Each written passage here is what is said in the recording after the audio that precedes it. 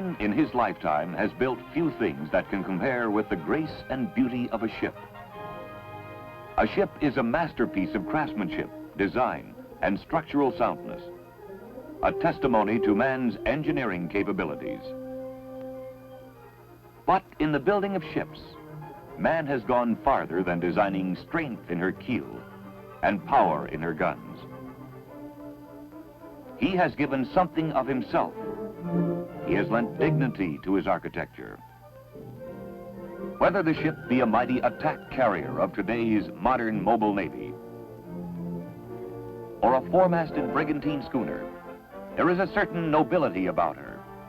The sight of a ship underway has fed man's imagination for centuries. And the desire of young men to go to sea in ships is greater than ever before. The challenge of the sea remains forever unchanged. But the young men of today's Navy who meet that challenge are the most highly trained specialists in the history of sea power. They are proud young men, sharing a proud seagoing heritage, creating new traditions. Whatever flag a man sails under, he has one thing in common with his fellow seamen: a hearty respect for the vagaries of the sea and faith in his ship. It is fitting that these men who follow the sea should congregate in recognition of the common bonds that unite them. The sailors of the United States Atlantic Fleet, who have often visited the world's most romantic ports, welcome to their own country the 12,000 sailors of 17 visiting navies. The theme for this review is Freedom of the Seas. It was a high spot in the 8-month Jamestown Festival. 350 years ago, the establishment of the Jamestown colony in Virginia marked the beginning of a continuous flow of peoples from many lands to what is now the United States of America. Countries invited to participate in the International Review are those who were active in the exploration and colonization of the Americas, and those nations comprising the North Atlantic Treaty Organization. The ships stand in to Hampton Roads in preparation for the Steel Parade. Entering inland waters is the contingent from France, led by the cruiser de Grasse. From Canada, the destroyer escorts Ottawa and Assiniboine. Representing Great Britain, the impressive Ark Royal, largest of the British carriers.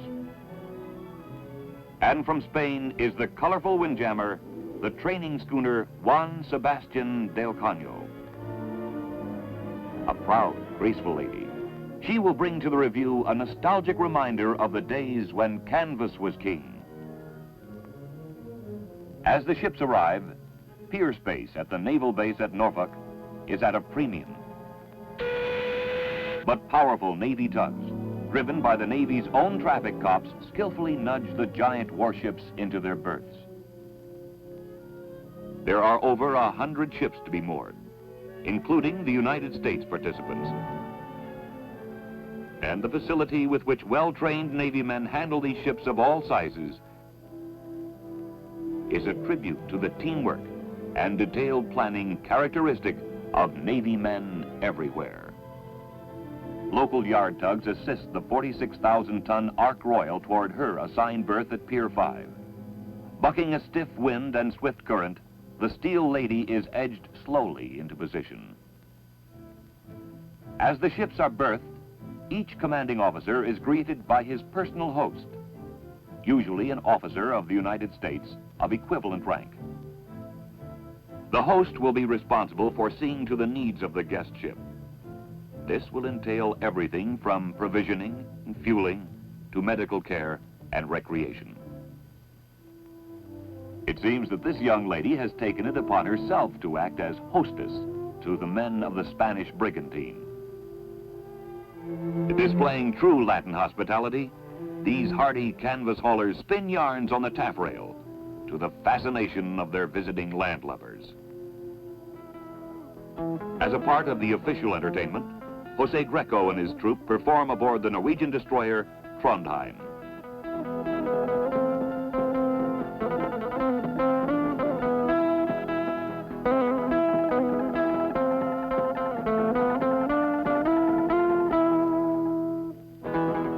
Truly a melting pot of nations, where language is no barrier, and brothers of the sea meet in mutual respect for each other.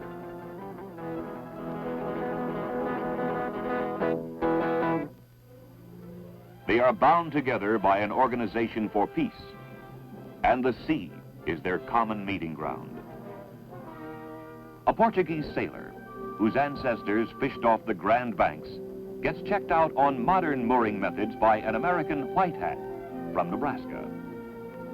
All four are destroyer men and are part of a strong alliance dedicated to the preservation of peace. No sailor can remain away from a ship for too long a time, even when on liberty, and these French tars prove no exception. This replica of the Susan Constant, one of the original ships that brought the settlers to Jamestown Colony, attracts the attention of these French salts.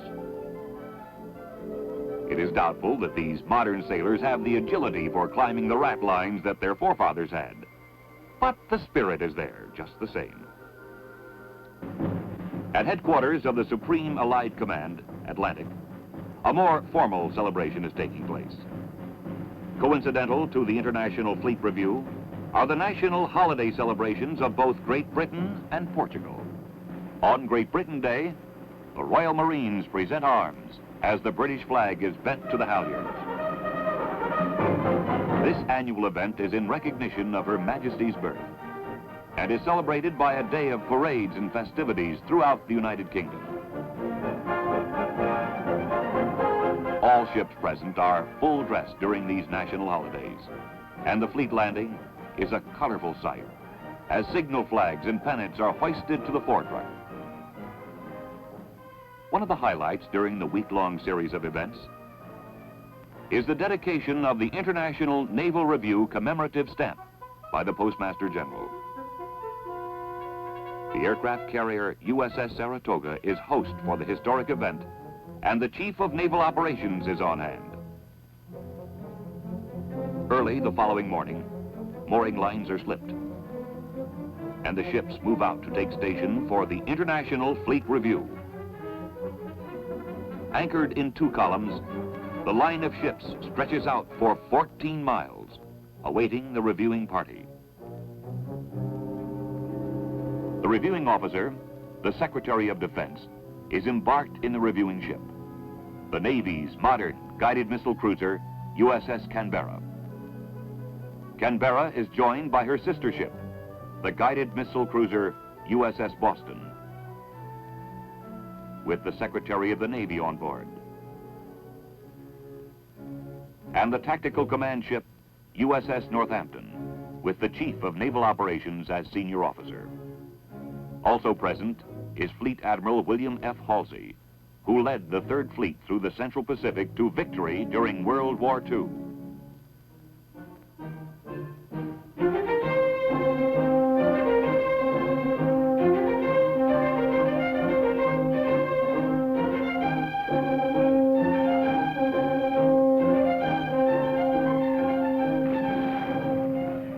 The traditional 19-gun salute is rendered in honor of the Secretary of Defense. And the Canberra's gun crew on the saluting battery is kept busy, triggering the reply. As the reviewing party proceeds down the column of foreign ships, Naval and Marine Air Commands conduct an impressive flyover. More than 200 aircraft flying in rigid formation form a canopy of air power over the reviewing dignitaries. 17 countries render honors to their navies. Their ships, whether they be battle wagons or destroyers, minesweepers, or sailing ships, are symbols of a proud tradition, upholding the freedom of the seas. A day to be remembered. The International Fleet Review.